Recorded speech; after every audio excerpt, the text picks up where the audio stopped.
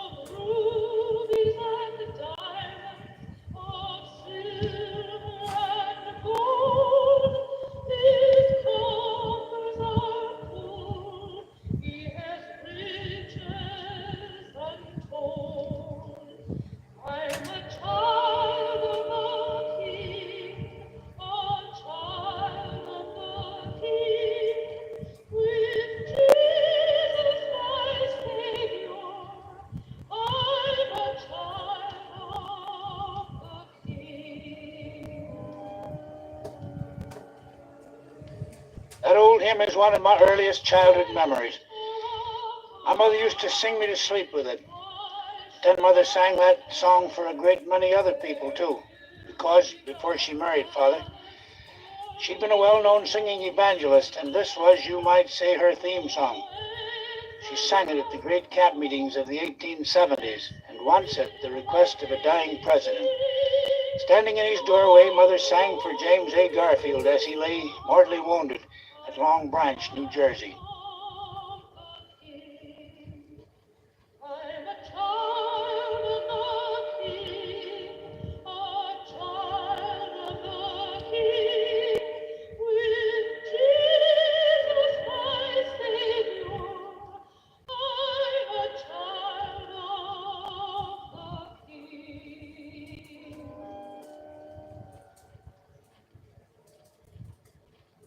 You and I have just been listening in on a reminiscence of an old friend of yours and of mine. Hello, everybody. I am Lowell Thomas. And of course, that was Dr. Daniel A. Poling we just heard. I've known Dan Poling for, well, almost endless years. And because of that friendship, I am delighted to have a part in this portrayal of his life. For it has been and is quite a life, believe me. As preacher, athlete, youth leader, editor, missionary, soldier, politician, world traveler, and confidant of presidents, few men have ever had as much influence on the history and character of his country as Dan Poling has had on America and on Americans. It's a life that began about the time Thomas Edison was inventing the electric light, and which now reaches into the space age.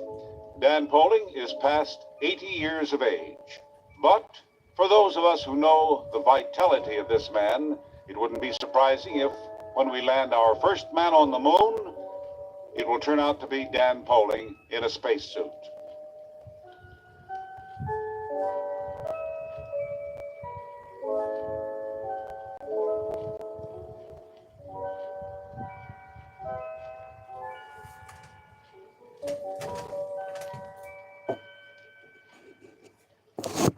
Daniel Alfred Poling was born in Portland, Oregon, November 30th, 1884. Getting born in Portland took a bit of doing, however, for only a few months before his parents, Charles and Sevilla Poling, had set out from Ohio. So actually, it was as an unborn child that Dan Poling made his first transcontinental trip, and it must have left its mark, for Dan Poling hasn't stopped traveling to this day. The Polings had a genuine covered wagon, stored away in the corner of a log barn. And, of course, no small boy could possibly overlook such a treasure. And when young Dan was old enough to do a little exploring, he soon discovered the old wagon. He would climb up in the driver's seat, and, under the torn and dusty canvas, he would pretend that he had the reins in his chubby fists, and he'd relive the heroic pioneer stories he had heard so often.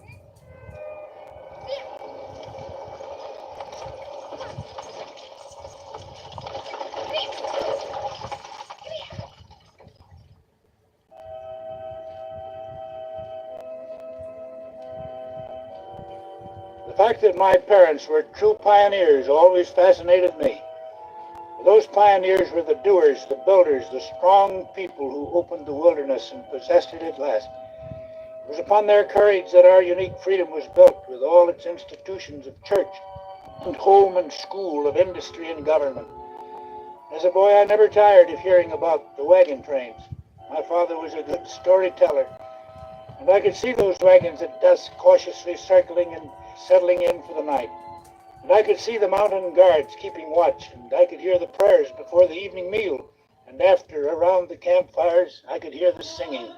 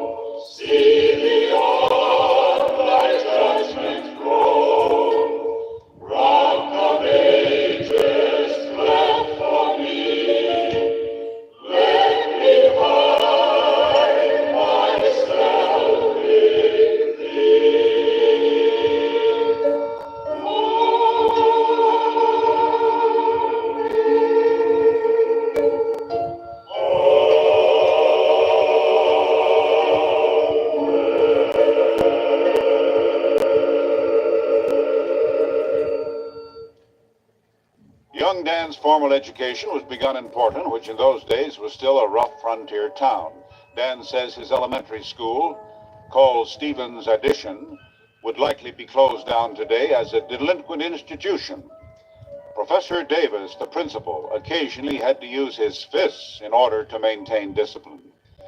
But when the family moved to Lafayette, Dan found himself under the watchful eye of Miss Maggie Boone. Miss Maggie Boone was an acknowledged disciplinarian in the Lafayette Public School, known to have a firm backswing and a strong follow-through with a hazel switch. Maggie was also a next-door neighbor and became a close friend of the Poling family. So whenever corporal punishment was meted out in Miss Boone's classroom, the dose was apt to be duplicated at home. Father Poling would do a little paddling of his own just to make it official and to let Dan know that discipline, like charity, also begins at home. In these modern days, Maggie Boone would probably lose her job the first week of school at the behest of irate parents. But Dan Poling thinks a few modern-day Maggies might help to lower today's juvenile delinquency rate. Well, I remember Maggie Boone vividly and with gratitude. Discipline is too often the forgotten word in the 20th century home and classroom. But discipline out, disrespect and worse move right in. I continued my own father's example when I paddled my sons. Like me, they complained at the time, but as grown men, they both have thanked me as I, in turn, had thanked my father and Maggie Boone. Dan Poling's education in politics also began early. He was only 4 or 5 years old when he saw his first president, Benjamin Harrison, who came to Oregon on a triumphant victory tour after his election in 1888. Then a few years later, he came face to face with the most colorful political figure of the day, the silver-throated William Jennings Bryan. Young Dan was already an advocate of private enterprise. He had become a newsboy and was selling the Portland Oregonian on the streets, selling them the day the great commoner came to town to address a big open-air meeting. As the distinguished visitor drove past in his shiny carriage with the governor and the mayor, young Daniel made his move. Dropping his papers, he bolted out of the crowd, took a headlong dive at the rear end of Bryan's carriage. Catching the axle, he swung himself up underneath and held on. Thus, the stowaway reached the center of the field and at the speaking platform had a choice position, chin level at the spot where the great man stood to speak. When the oratory was finished, Danny's upstretched hand was the first one that Brian shook.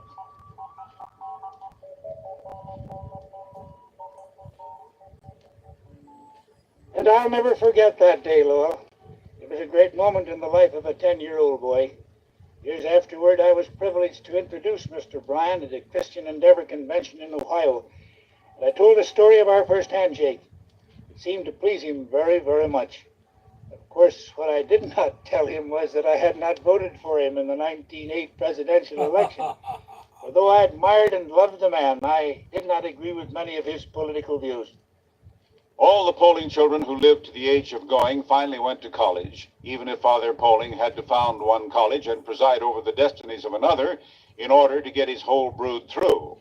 He had established Lafayette Seminary in 1889, and 11 years later it was merged with another pioneer institution, La Creole Academy, 30 miles away. The combined schools were renamed Dallas College, and young Dan became a member of the new school's first freshman class. This meant another move for the Polings, of course, and Daniel was given the job of escorting Daisy, the family's valued cow, to her new home 30 miles away. This hardly ranked as one of the great cattle drives of the Old West, and Dan, riding a borrowed pony and prodding Daisy on her way, tried to make the event and himself as inconspicuous as possible. It was not an occupation befitting the dignity of a college man. And to make matters worse, Dan's timing was a little off that day. He arrived in Dallas just before dark, and just as the train from Portland was pulling in. Thus his shame became a public spectacle, and Daisy and her escort were given a raucous reception. The cow didn't seem to mind, but the young college freshman was humiliated, as only a young college freshman can be humiliated.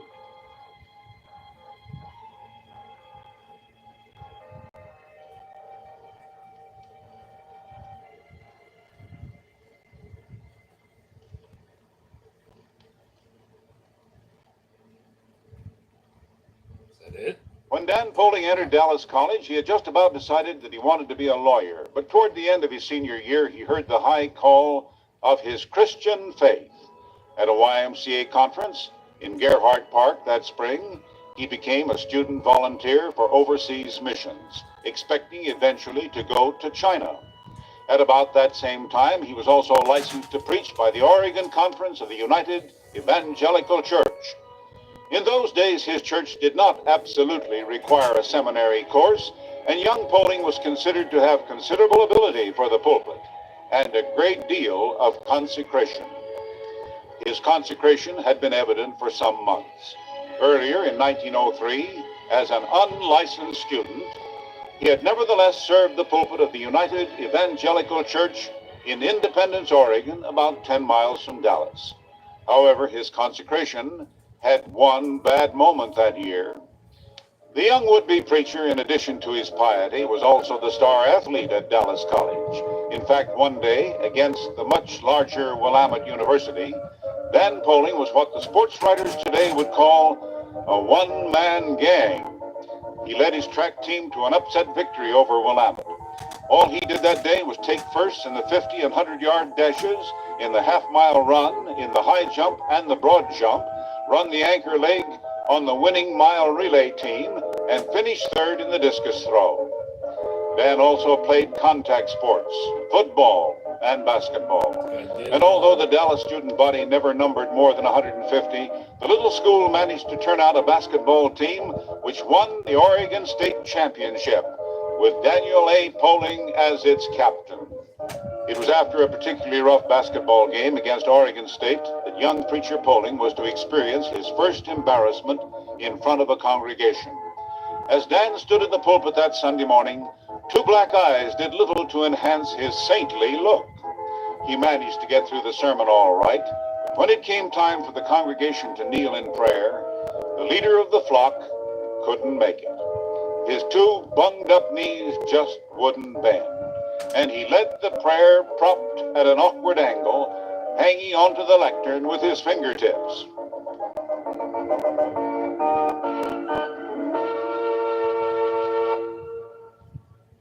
After Dan had graduated from Dallas, Father Poling decided it was time to break the ties of 20 years in Oregon and returned to the Pittsburgh Conference, where his ministry had started.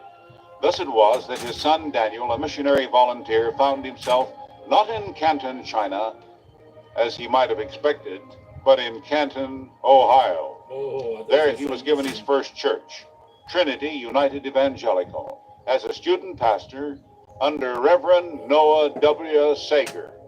There wasn't much glamour at Trinity. It was located in Canton's factory district, and Dan's duties included those of janitor and general handyman. Now, Dan Poling is a man of many talents, but being a church's handyman was not one of them. He was, among other things, a fine athlete. He could run faster, jump higher, and throw things farther than most other young men. But he wasn't much good at mending a chair or fixing a lock. And one day, undertaking to revarnish the church benches, he used the wrong kind of varnish. And the following Sunday, Trinity's congregation found itself adhering very closely indeed to their church. Dan's ministry in Canton brought him close enough to East Liberty for him to enter the competition for the heart and hand of the beautiful Miss Susie Vandersall. Dan knew he was a late arrival in an already crowded field, which included another preacher who, it was rumored, had already bought the ring. This spurred our hero into prompt and decisive action. Leaving his rivals high and dry, so to speak, Dan took to the sea. At a Sunday school picnic in the lake area near Akron, Dan took Miss Susie for a prolonged boat ride on Cottage Lake. It was an effective maneuver. The setting was romantic. The privacy was complete. And young Daniel was at his persuasive best. So it was that when at last their boat put into port, the matter had been satisfactorily settled. Susie would be a preacher's wife, as expected.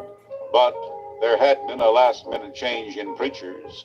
She'd promised to become Mrs. Daniel Alfred Poling.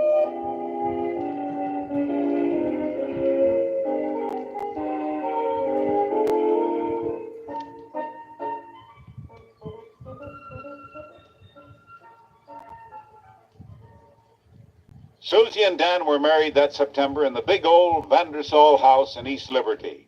After a honeymoon befitting the groom's $500 a year salary, the bridal couple settled in Canton. But not for long.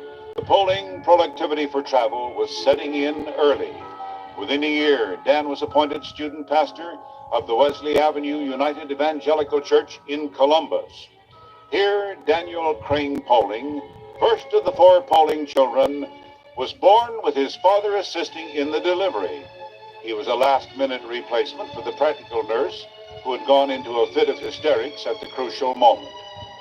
2 years later, Clark Vandersall Poling, named to honor the founder of Christian Endeavor, Dr. Francis E. Clark, arrived in good order and, fortunately, needing no assistance from his papa.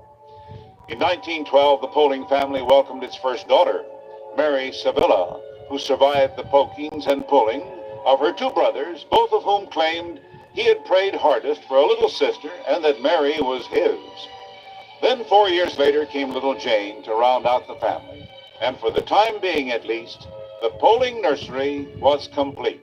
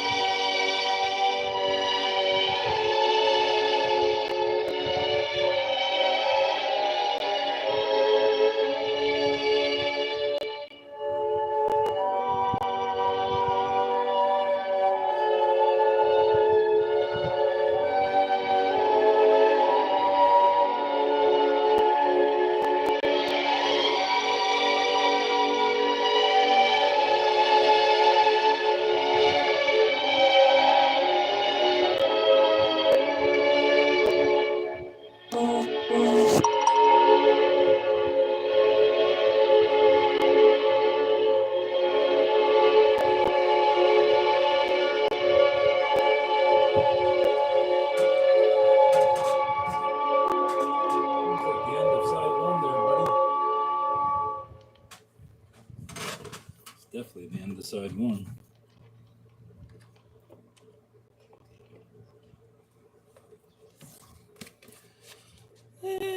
Four sides. See where side 2 is. This is going to be side 2.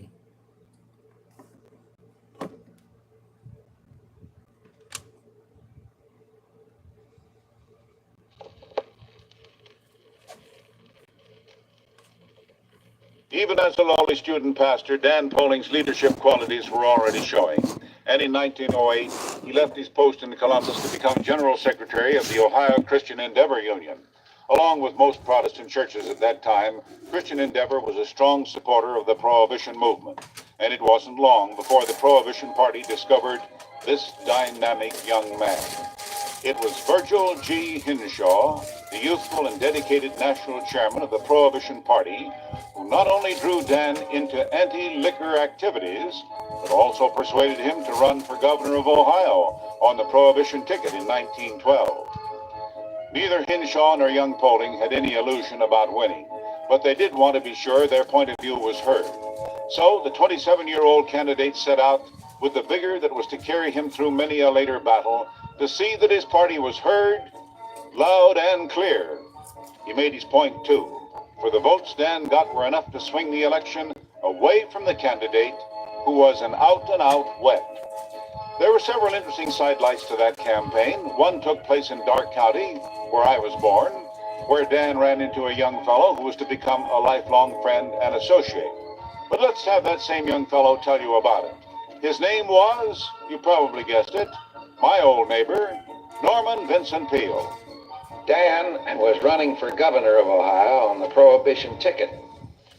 And it's interesting to know that had he been elected, which of course was most unlikely, he would have been too young to have served constitutionally in the office.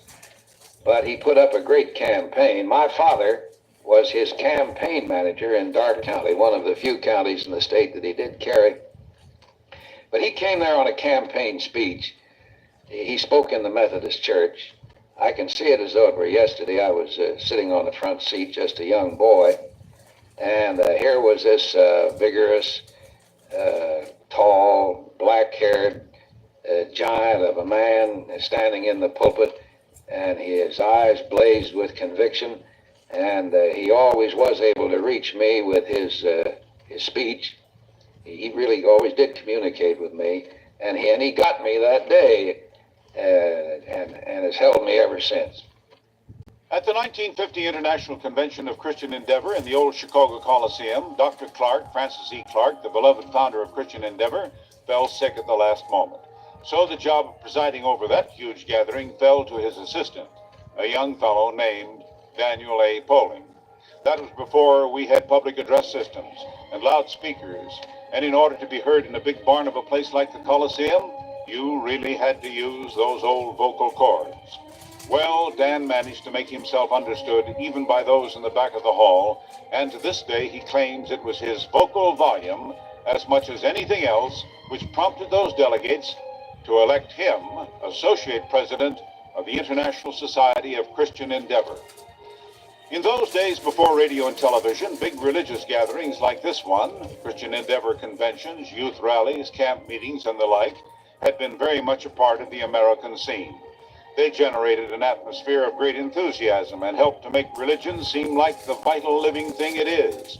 But there seems to be no place for such gatherings in the modern day rush, and many religious leaders believe today's youngsters are missing something. Here, for instance, is Dr. Peale's opinion. I go back to the great Christian Endeavor conventions. It's too bad that we do not have those great meetings today as we had then, because I've known scores of young people who were indifferent. And you get them to one of those conventions and they get under the influence of Dan, and he's at his best when he's the master of ceremonies of a huge convention. And it was thrilling to me, and it was thrilling to them. And here's a man who was one of those young people Dr. Peale was referring to, a product of California Christian Endeavor who came under the spell of Dan Poling's voice. He's former Vice President Richard M. Nixon. Well, the first time I saw Dr. Poling was an occasion where he certainly would not have remembered me.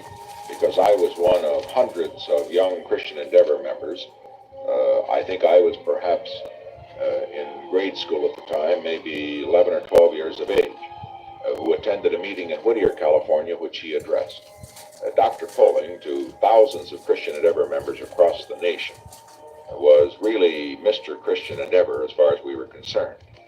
He followed in the footsteps of the founder of the organization, Dr. Clark, and consequently, in our generation, we always considered Dr. Poling to be the leader of that movement. I remember he was a very inspirational speaker and preacher at that time, and since then I may have heard him speak or preach at least 20 or 30 times, and each time I'm amazed that he never seems to grow old. He was then a relatively young man. Now he's 80, and he still has the fire in his words and the ability to convey a message effectively that he had many, many years ago when I heard him the first time as a great inspirational speaker. Christian Endeavor International headquarters were located in Boston. So when Dan was elected associate president, it became necessary once again for the Polings to move. They found a lovely house in suburban Auburndale, and everybody settled down to the good New England life. However, the Polings weren't strictly newcomers to New England, because for several years the family had spent their summer vacations at the Christian Endeavor community on Cape Cod. But now they were no longer just summer folks. They were real Yankees.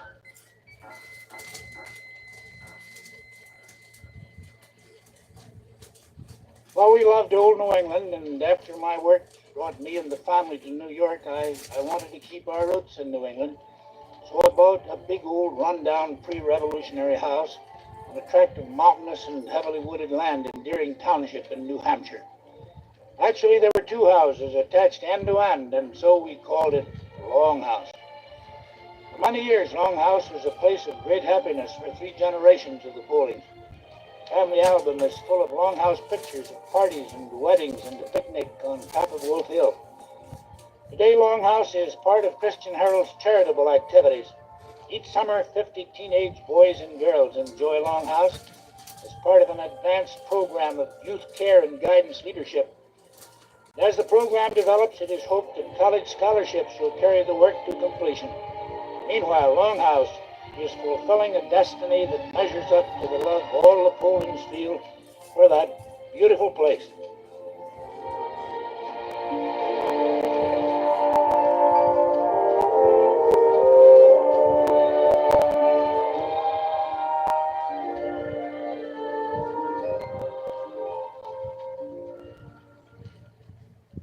By 1916, the looming threat of war was casting its dark shadow over our country, including peaceful New England. And Dan Poling, as a religious leader and living in the very cradle of the American Revolution, found himself face to face with the question of war and morality. Then as now, he considered it blasphemy to say that war is a visitation of God's wrath on weak and sinning man. It was the other way round.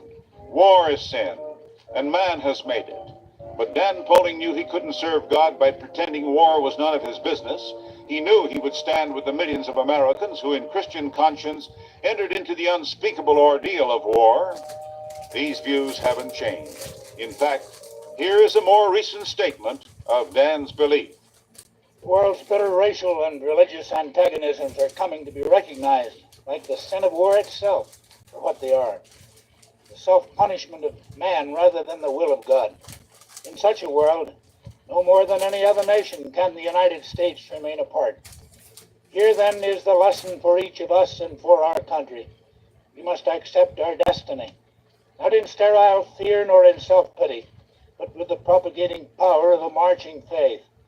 Then we shall partake of Christ's victory, a victory that triumphed over a cross and rose from a grave. So it was with these beliefs that Dan Poling sat in the visitors' gallery of the House of Representatives on April 2nd, 1917, spiritually prepared to accept the determined conviction of President Woodrow Wilson when he asked Congress to declare a state of war with Germany. When the president had finished, Dan Poling knew that both as a Christian and an American, there could be no neutrality for him. Johnny, get your gun, get your gun, get your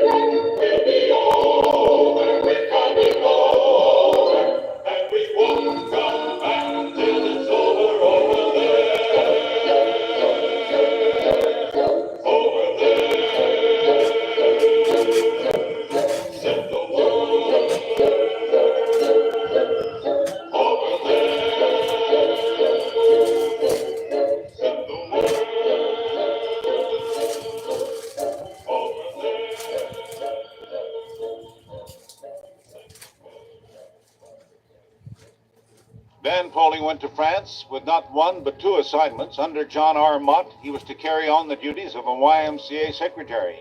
For the War Department and Secretary Newton D. Baker, he was to conduct a program of morale building, education, and inspiration. Dan got his first taste of war while still on the high seas. His troop ship was attacked 4 times, but each time the U-boats were driven off by the ship's 6-inch guns, after which the ship's own speed soon got her out of range. In France, after a visit with Bishop Brent, chief of chaplains, and a conference with General Blackjack Pershing, Preacher Poling suddenly found himself at the front. His YMCA canteen was in a sector which had been under heavy German shell fire for some time. Danger was in the very atmosphere. He was scared, and it seemed to him to be the time for a little soul searching.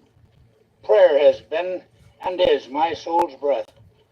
But in the midst of death and violence, I had to be sure that fear would not dictate what I prayed for. I knew that nowhere in the Old or New Testament are we assured of special well-being because of piety and goodness. God never promises exemption. He does not promise to deliver you or me from pain and sorrow, from disaster. But he does give the assurance that he will help us through, that there will be compensations, that he will companion us. I've always believed in eternal life, Lowell. On the battlefields of France, I was to see my belief become a vivid personal experience. One rainy February morning in 1918, I was waiting with an orderly at the head of a communicating trench north of Toul.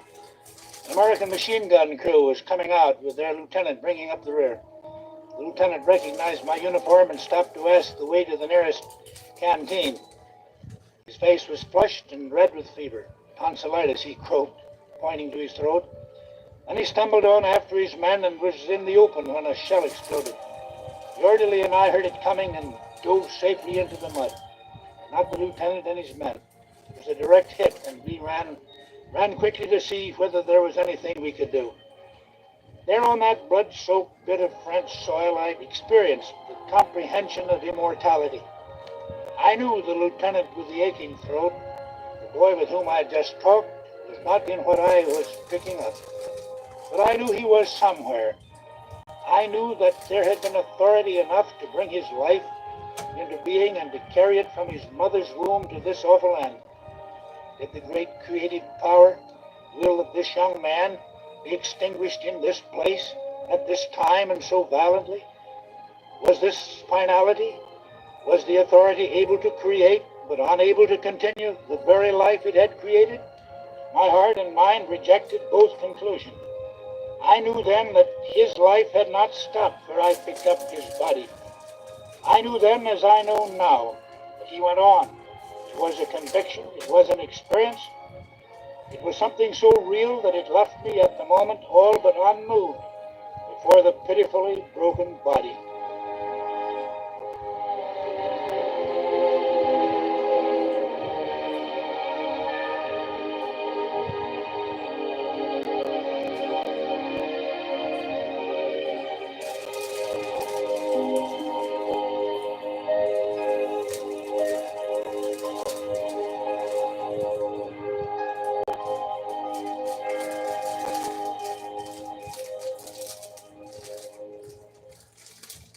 In the face of overwhelming tragedy or danger, it is often some little thing we remember best. Well, I recall the day I first underwent an enemy bombardment in my own canteen at the front.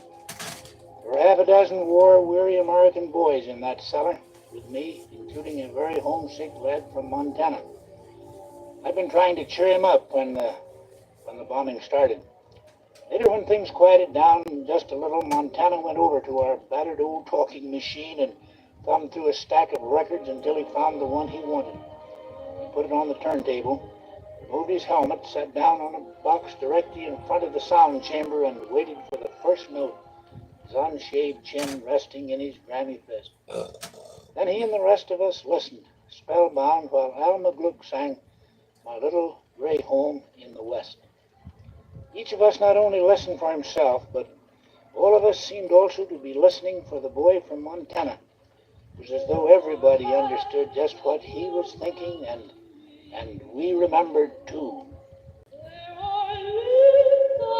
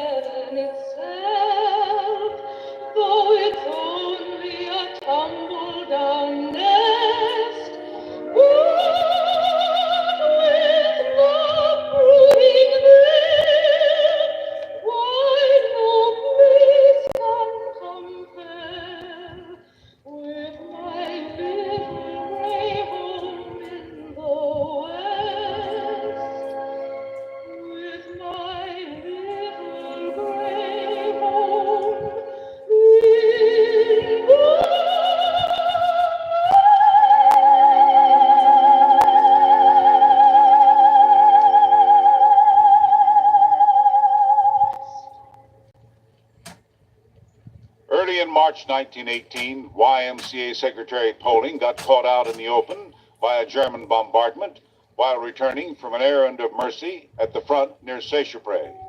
He put on the old Dallas College speed and then dived into an abandoned trench. Safe, he thought. And he would have been, except for an unnoticed residue of mustard gas. The progressive symptoms of mustard gas poisoning are progressively unpleasant. And although his case developed slowly, Dan went through all stages until he was reduced to a shaking, chill-ridden bundle of misery with sore lungs, a burning throat, bleeding nose, and gasping for breath like an asthmatic. Dan was evacuated, first to a naval hospital in Brest, then to England, Blighty, as the British Tommies called it. The treatment for gas poisoning was complete rest and protection from the elements. They told Dan he couldn't go back to the trenches for some time, if at all. After a while, when the English weather would permit, they let him out to look after such things as he could do from England. Meanwhile, though, he was desperately worried about Susie. Nobody said anything definite. But from the letters from home, Dan knew something was wrong. But they wouldn't let him go home.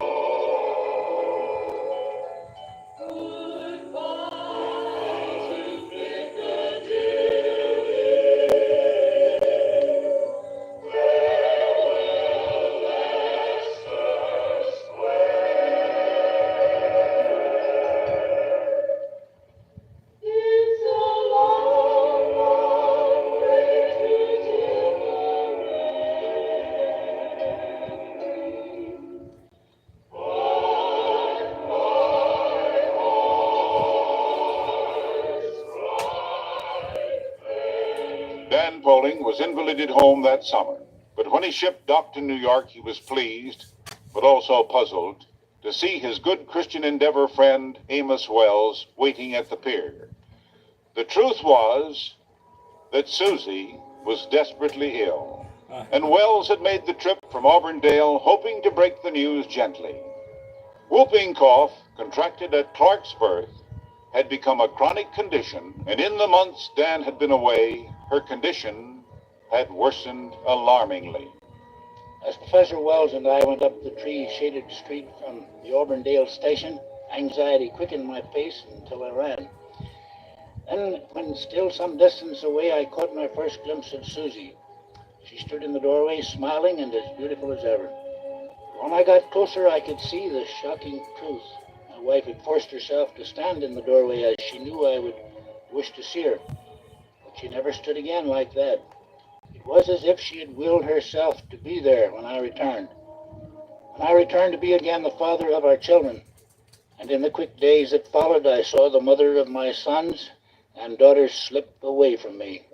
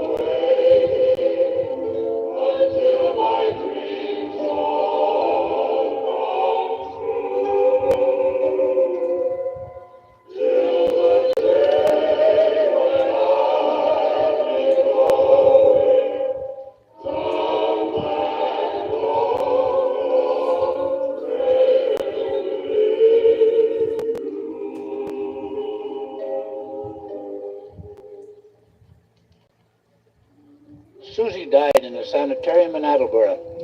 Brought her home.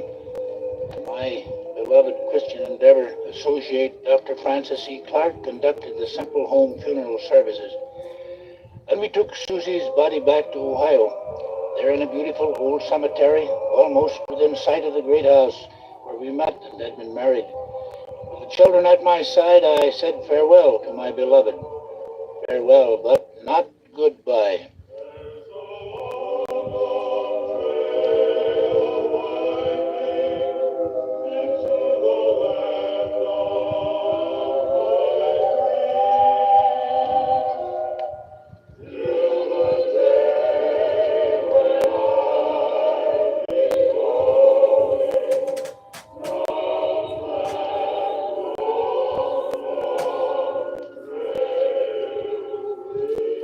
Hi, Susie.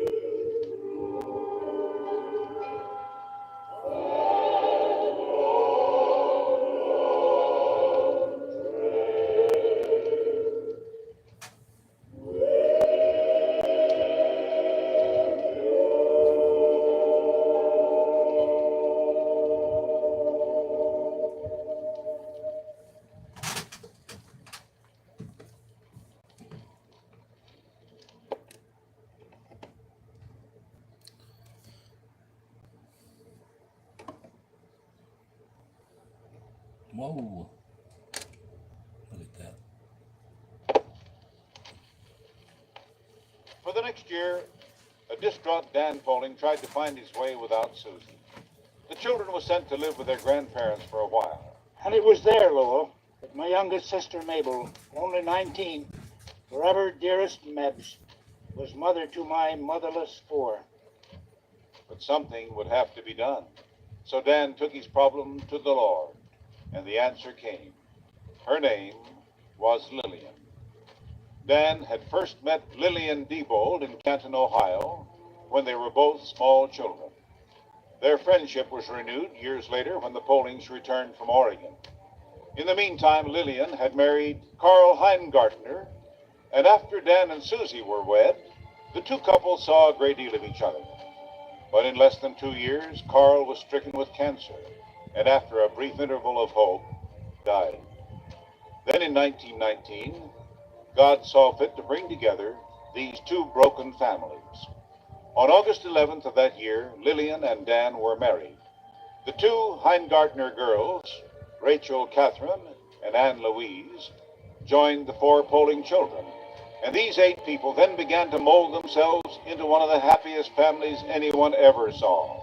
In 1920, Treva Mabel, called Billy, was born, and she seemed to complete the mix, as it were. But Lowell, the mix was not quite complete. We adopted Joan, a lovely little English girl who came to be a sister to my Mary and Jane and all the rest. When our friends said, but why another when already you had 7, Lillian replied, and we echoed Lillian, because we had only 7. Actually, the secret of such family unity was Lillian.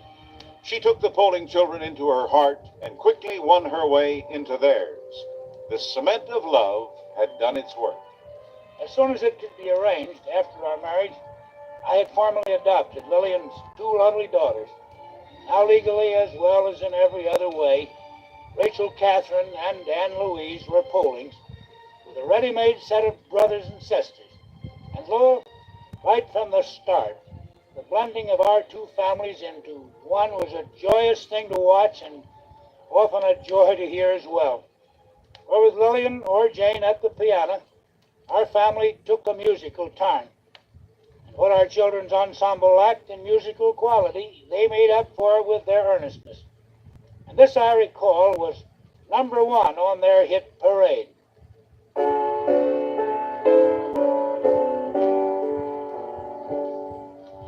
Jesus wants me for a sunbeam to shine for him each day.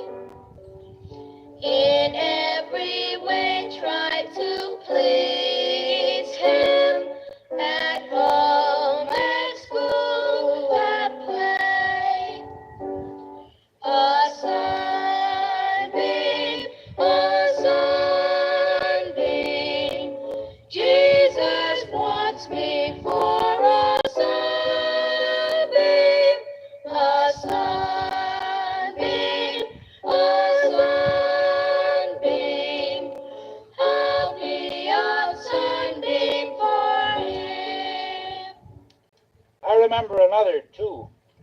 It was called G-O-O-D, Good.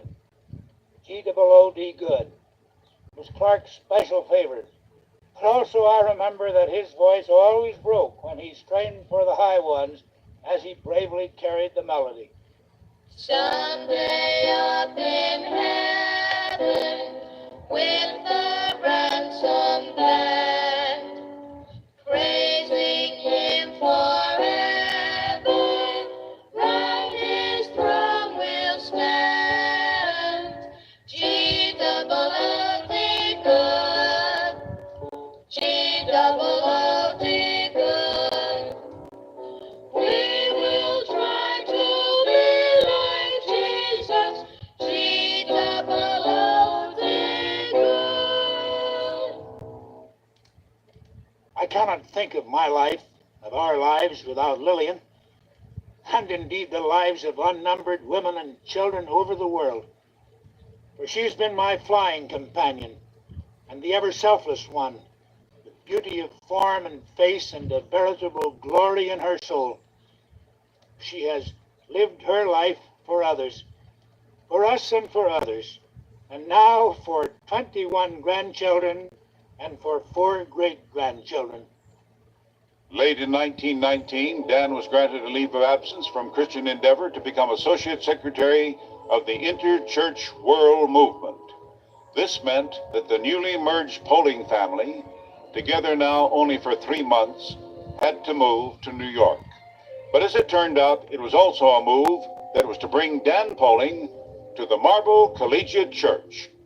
On January 4th, 1920, he preached for the first time from that famous pulpit. And now, after 12 years of activity not directly connected with the church, he was asked to serve at Marble Collegiate. First as associate minister, then on the death of Dr. David James Burrell as the minister of this ancient church. The Marble Collegiate Dutch Reformed Church is the oldest secular or religious organization in New York City, and the oldest Protestant organization in North America with an unbroken ministerial succession. It was at this fine old church at 5th Avenue and 29th Street that Dan Poling's fame as a preacher began to spread. Throughout the roaring and irreverent 20s, it was always standing room only at Marble Collegiate. And it was here and during these years that Dan and his family stored up many, many precious memories. Well, Lowell, I have so many memories of those Marble Collegiate days that it would take weeks to tell them. One I'll never forget happened during an Easter morning service. Being Easter, the church was, of course, crowded to the doors and out into the street. I got the service started very nicely, but after the invocation, I goofed. Intending to begin the Lord's Prayer, Our Father who art in heaven, I heard myself saying, now I lay me down, and then I went on, now I lay me down, Our Father who art in heaven.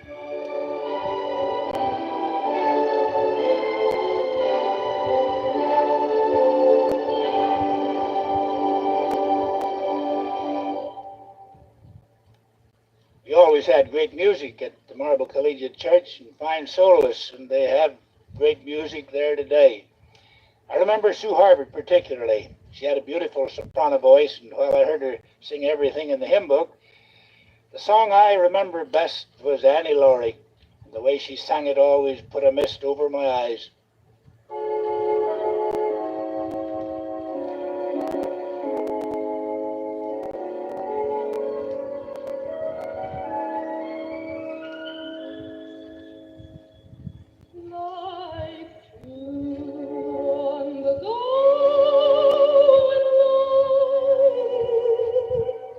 Is the flower fair?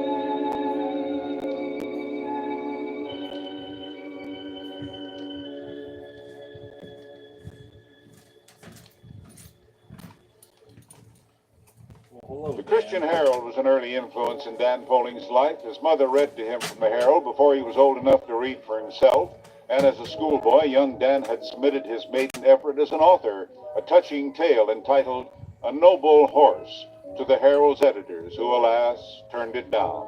Politely, Dan recalls. Then, in the general letdown after World War I, the magazine, like many other religious publications, lost many of its supporters. After nearly half a century of service, the Christian Herald seemed to be near failure. And it was Mr. J.C. Penney who came to the rescue and who projected Dan Poling into still another new role, that of an editor. And here's Mr. Penney himself recalling how it all happened. And I felt that it would be a shame for that publication to fail. And it was the idea of helping put the Christian Herald on its feet that I don't think it's necessary to state the amounts, but what was necessary made Dan the editor, the head of the Christian Herald. And I'm glad to say that I never invested a dollar in my life that I felt any happier about. Christian Herald also had another great benefactor, Lowell. In the depths of the Depression of the early 30s, the magazine again faced a crisis, and it was then that Lillian's brother, Albert H. Diebold, came to our assistance with his generosity and wise counsel.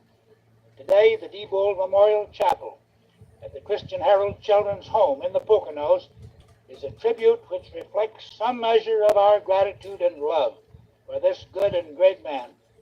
Of the two Poling boys, young Daniel never had any doubts about what he wanted to be, a preacher, like his father and his grandfathers before him on both sides of the family. But with his younger brother Clark, it was different.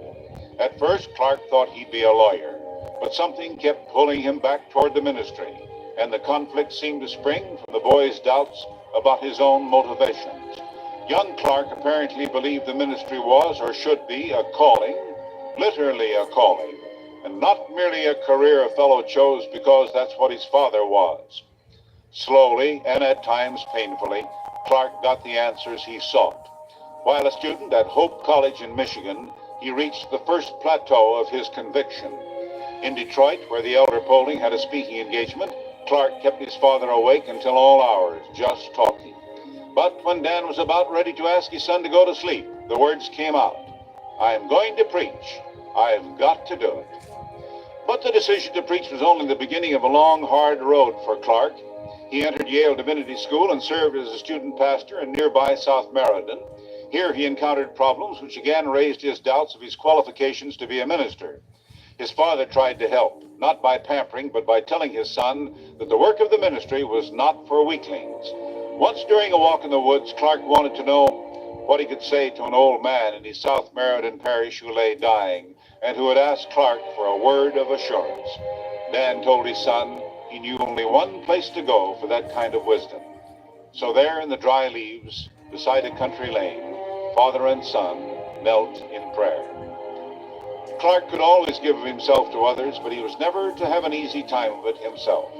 While still at Yale, he came home to Longhouse one weekend and announced that he was going to spend the night on Wolf Hill alone.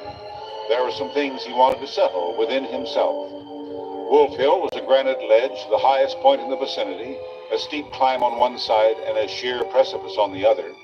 After dark, with only blankets and a canteen of water, Clark began his climb. 24 hours passed. It was dark again, but no Clark.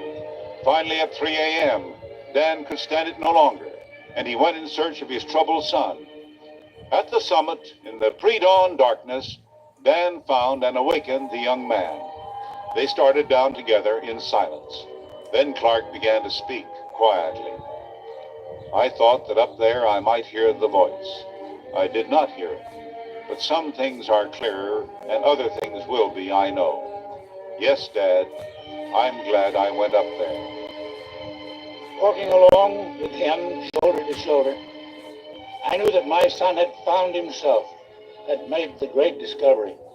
That to Clark, Wolf Hill had been what the people of Bible times had called their Mount of Sacrifice, the place where they went to find the answer, the place where they went to find their God.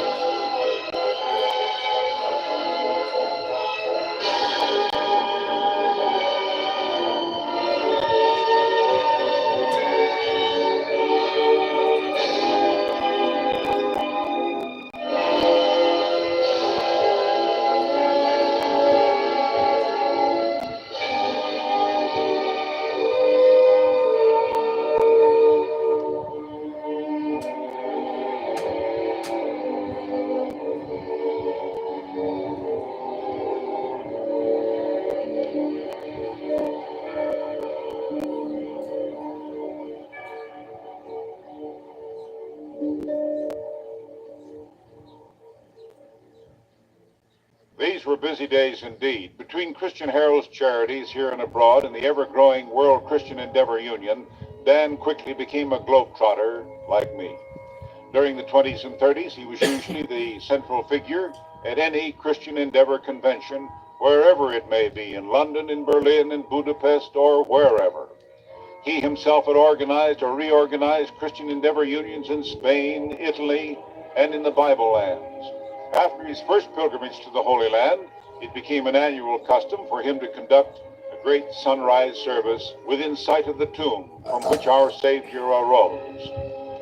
In 1935, he and Lillian continued on and made it around the world tour. From Hong Kong, they went to Fuzhou, China, for their first visit to Christian Herald's 2 orphanages and industrial school there. The school had been going since 1920 and was one which had produced tangible and practical results for the Chinese people.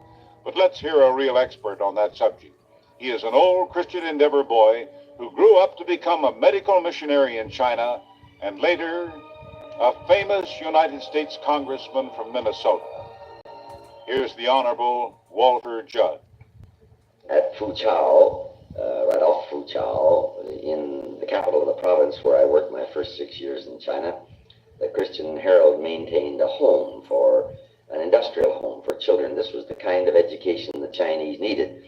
They had plenty of long-gowned scholars who wore long fingernails to show that they would never use anything but the pen to achieve their objectives. And physical work, manual labor was, the old Chinese scholarly system was not bad, but second-rate as compared to the scholar. And the Christian Herald was one of the pioneers in training people to work, support themselves with mind and hand. But I'm grateful that Christian Herald's splendid work for the youth of that country, the kind of thing that's needed in all Asian countries. We try to begin PhDs. Instead, what they need is how to find out what goes on inside a gas engine. Well, I'll never forget that first visit to Fuzhou on the Min River. To an interpreter, I was talking to the boys of our boys' orphanage. In a very feeble attempt at humor, I said, "Now in America, unlike here, girls are much more valuable than boys." Then I went on to explain that Lillian and I had only 2 boys, but 6 girls. In the translation, the boys perhaps missed the humor, but they'd heard the numbers all right, 6 girls and only 2 boys. Some of the older ones went into a huddle, and one of them, who spoke a little English, stood before me, bowed from the waist, and said, "Sir, we're sorry, very sorry that you're so poor a man in sons. We've decided to adopt you as our father. Now when you go back to America, just tell your friends that you have 400 sons in China." Well, I was touched deeply, but before I could say anything, another group had formed, little fellas. They sang a song they had learned phonetically and rehearsed for weeks, just in preparation for this visit.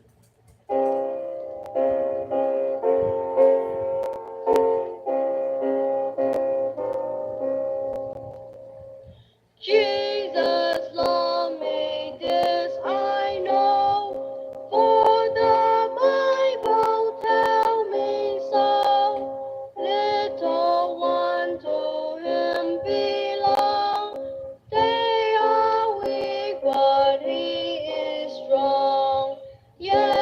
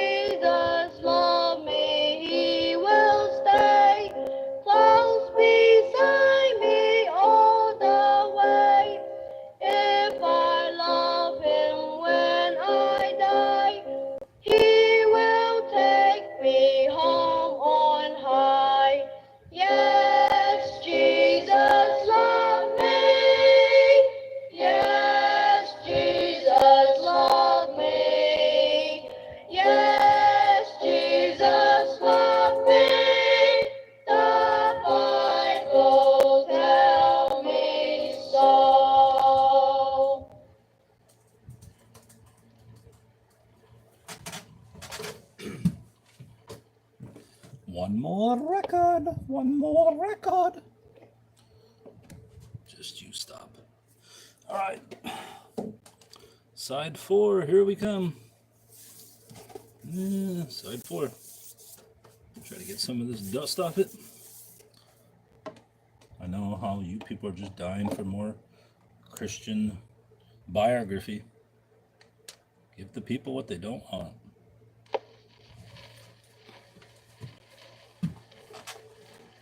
Hitler's armies marched into Poland in 1939. My life, like those of millions of others, was to change abruptly. Franklin Delano Roosevelt saw to that. Even before the United States was actively engaged in the war, he took me out of my pulpit, out of my editor's chair. For the next several years, he and the chief of chaplains between them sent me on more than a dozen wartime missions. I became virtually a commuter to England, crossing the Atlantic 14 times, not to mention 4 flights across the Pacific, 2 other assignments which took me completely around the world. Before it was over, I'd logged more than 200,000 war miles in the air. Meanwhile, Clark had enlisted in the Chaplains Corps. Soon after Pearl Harbor, he began his training at Camp Shelby, Mississippi. By the time we saw him again, the following November, he was a first lieutenant in the Chaplains Corps. He had his overseas duty orders in his pocket. One thing that Clark said at this time I shall never forget. Dad, he said, I know you will be very thoughtful of Daniel.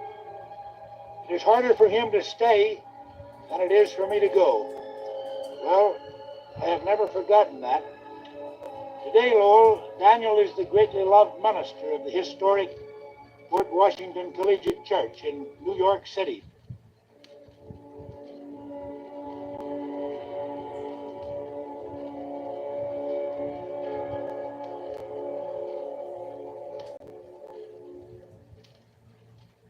On February 11, the dreaded telegram came from the Adjutant General's office in Washington stating that Lieutenant Clark Poling was missing in action in the North African area. Grasping at straws because he knew Clark was headed for Greenland, not North Africa, Dan tried to convince the family and himself that there was a good chance the message was in error. Meanwhile, the anxious father was himself under duty orders from the office of the Chief of Chaplains, and taking his gnawing uncertainty with him, he flew to London to get on with his mission. But during an overnight ride in a British train, there had been a dream. Clark was in the water, swimming hard toward his father. But when the father reached out for his son, he struck the compartment wall and was awake and shaking. Dan tried to lose himself in his work and in London.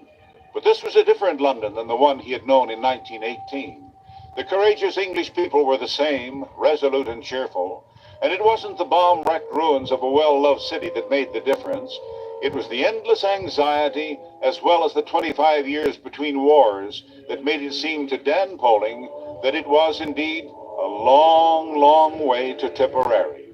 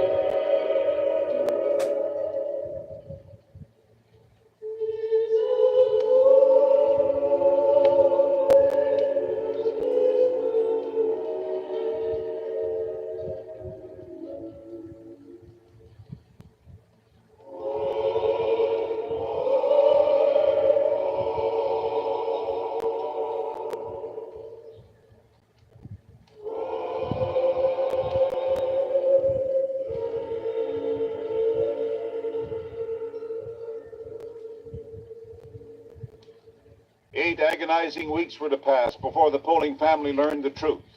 Clark had gone down with his transport, not in North Africa, but in the North Atlantic. On April 10th, the whole story was released. The troop ship Dorchester had been torpedoed 90 miles from its destination in Greenland. She had gone down in a mere 27 minutes, and of the 904 men on board, only 226 survived. Other transports had been sunk and other American lives had been lost. But there was one more tragic but thrilling part to the story of the Dorchester. Her 4 chaplains, a Jew, a Catholic, and 2 Protestants, had given their life belts to soldiers without any.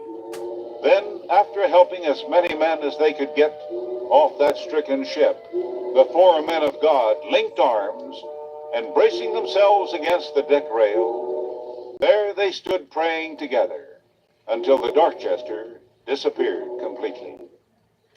That story captured the imagination of the entire free world and was unquestionably one of the truly inspiring moments of World War II. But in those first few hours, Dan Poling was thinking only of a small boy.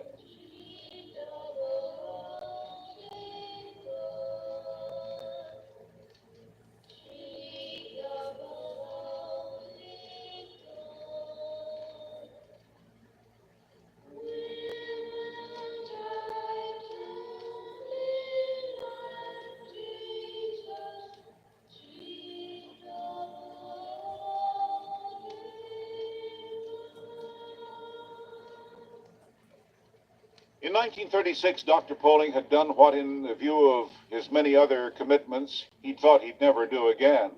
He accepted a call from another church, Baptist Temple in Philadelphia, the founding church of Temple University. He served Baptist Temple until 1948, and in retrospect, these were the most eventful years of a most eventful life. It was from Baptist Temple that he was summoned by the president and sent all over the world on a score of wartime missions. It was at Baptist Temple, after the war was over, that Dan Poling embarked on a more personal mission.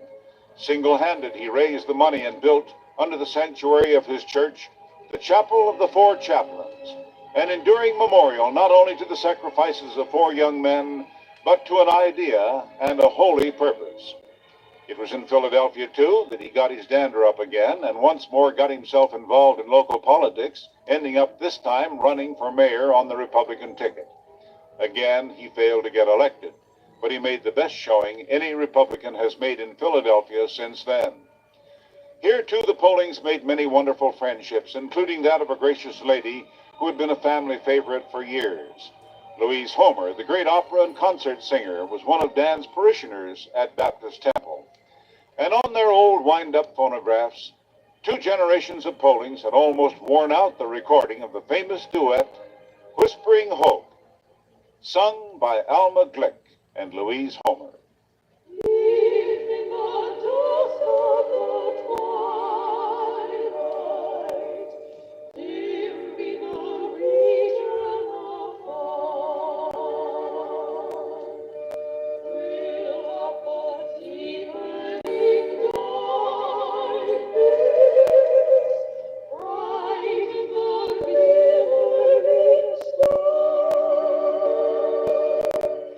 When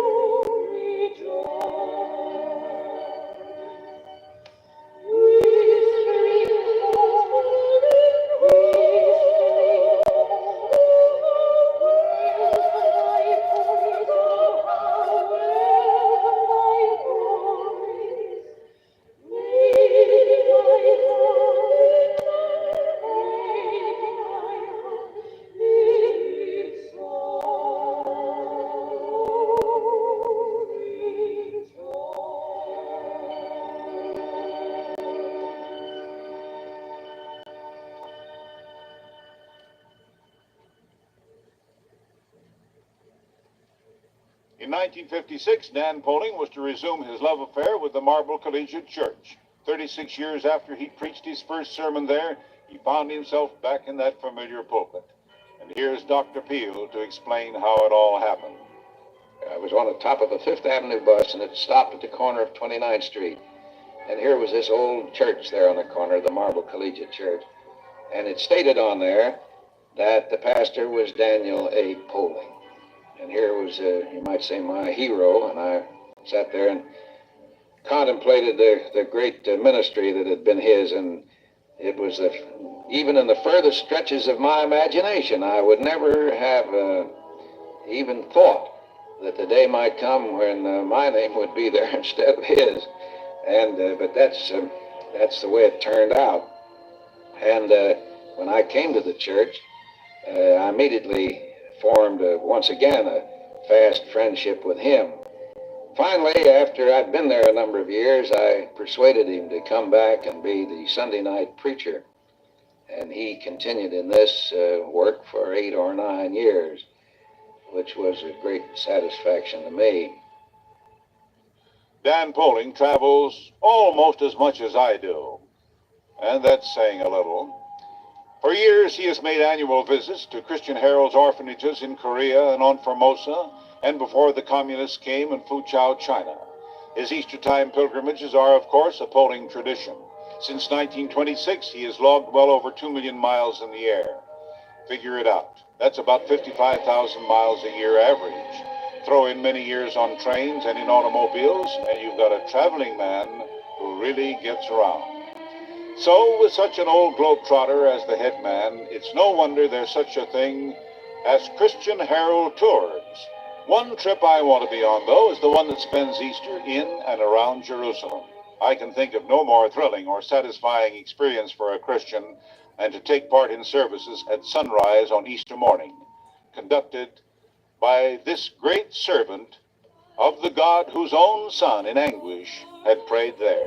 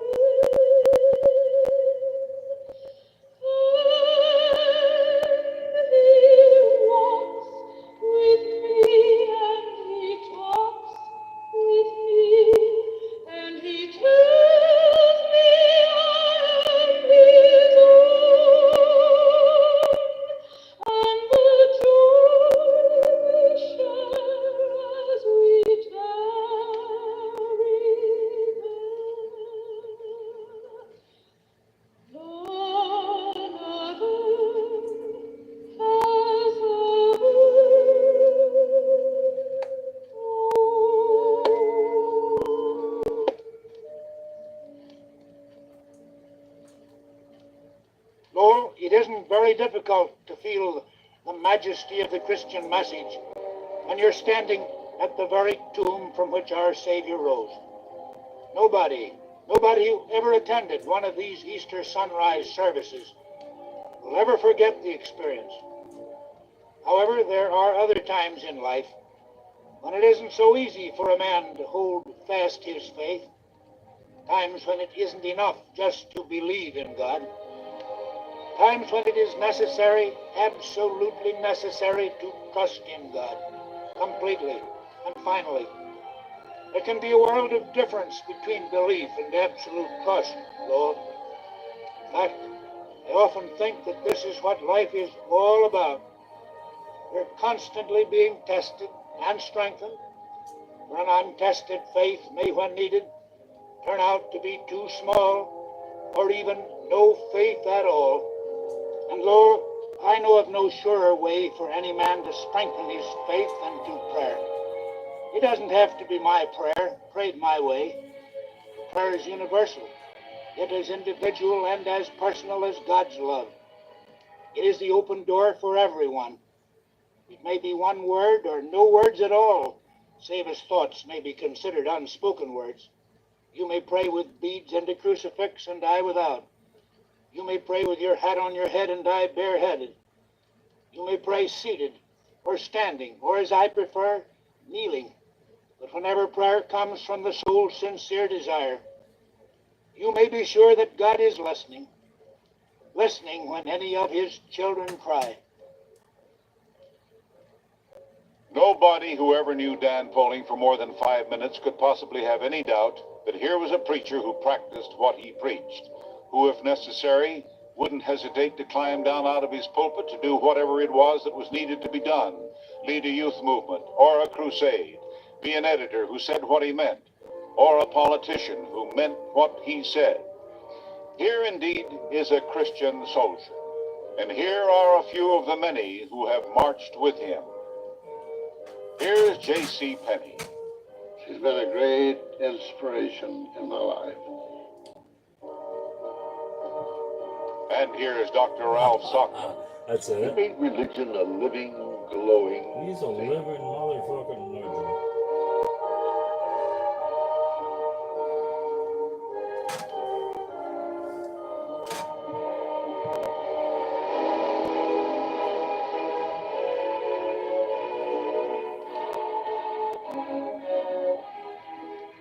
And here's Richard M. Nixon. He has a combative quality. He's a competitor. He doesn't like to lose.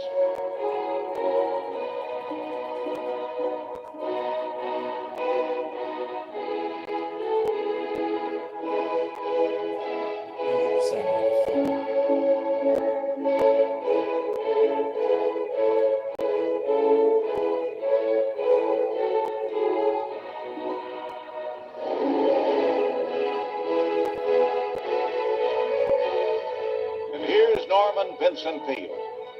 He loves the Lord Jesus Christ. He loves God. He loves the Bible. And he loves people.